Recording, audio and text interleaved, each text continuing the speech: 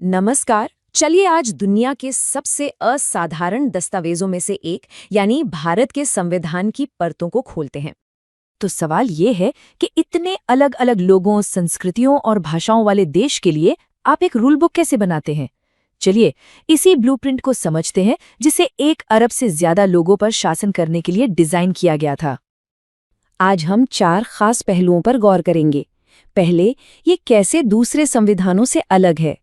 फिर ये सरकार की मशीनरी कैसे चलाता है।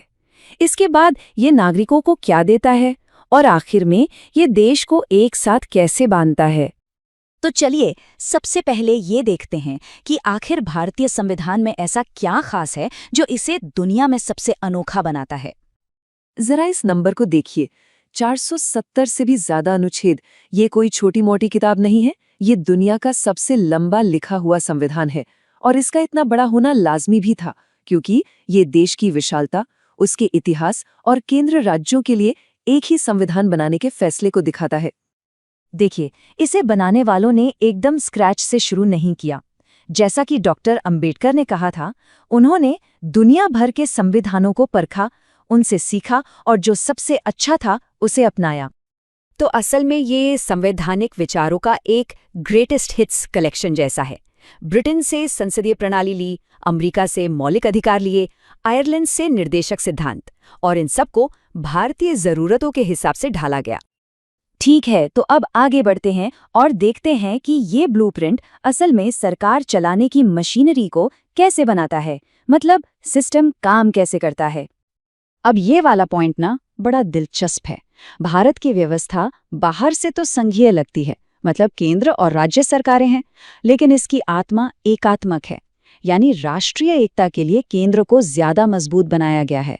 इसे क्वासी फेडरल या अर्ध संघीय भी कहते हैं। और यहाँ एक और जबरदस्त बैलेंस देखने को मिलता है। एक तरफ ब्रिटेन का मॉडल है जहाँ संसद सबसे ऊपर है, दूसरी तरफ अमेरिका का मॉडल है जहाँ सुप्रीम कोर्ट सबसे शक्तिशाली है। भारत ने बीच का रास्ता चुना। यहाँ संसद संविधान बदल सकती है, लेकिन सुप्रीम कोर्ट ये देखेगा कि बदलाव संविधान के मूल ढांचे को तो नहीं बदल रहा। इसी संतुलन को बनाए रखने के लिए एक एकीकृत और स्वतंत्र न्यायपालिका बनाई गई। सबसे ऊपर सुप्रीम कोर्ट, फिर राज्यों में हाई कोर्ट और उसके नीचे बाकी अदालतें। और ये पूरी प्रणाली केंद्र और राज्य दोनों के कानूनों को लागू करती है।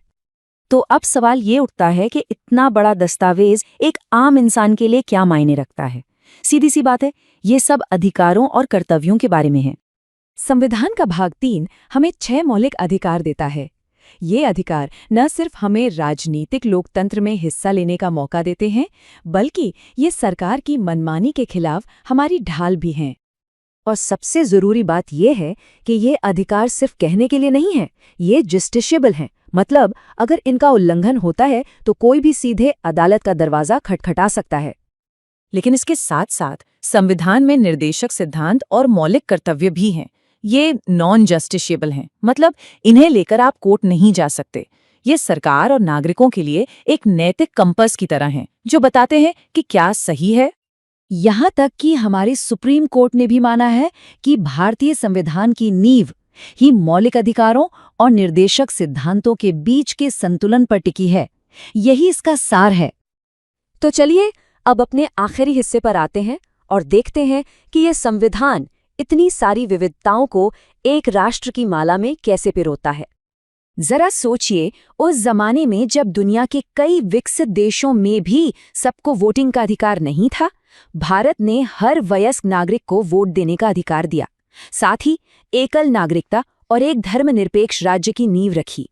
ये सब एक साझा भारतीय पहचान बनाने के लिए उठाए गए बड़े और क्रांतिकारी कदम थे। और इस पूरे सिस्टम को बचाने के लिए, इसे ठीक से चलाने के लिए संविधान ने चुनाव आयोग और यूपीएससी जैसी स्वतंत्र संस्थाएं बनाई, जो किसी भी राजनीतिक दबाव से मुक्त होकर लोकतंत्र के प्रहरी के रूप में काम करती हैं। और एक और खास बात, भारत में सरकार का एक अनोखा 3 स्तरीय ढांचा है। केंद्र और राज्य सरकार के अलावा स्थानीय सरकारें भी हैं, यानी पंचायतें और नगर पालिकाएं, जो लोकतंत्र को बिल्कुल जमीनी स्तर तक ले जाती हैं।